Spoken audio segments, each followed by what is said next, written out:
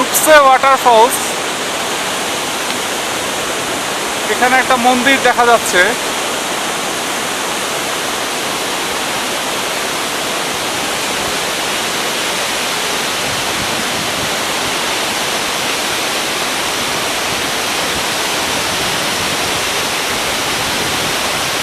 বর্ষাকাল ছাড়া অন্য সময় এখান দিয়ে গাড়ি চলাচল করে।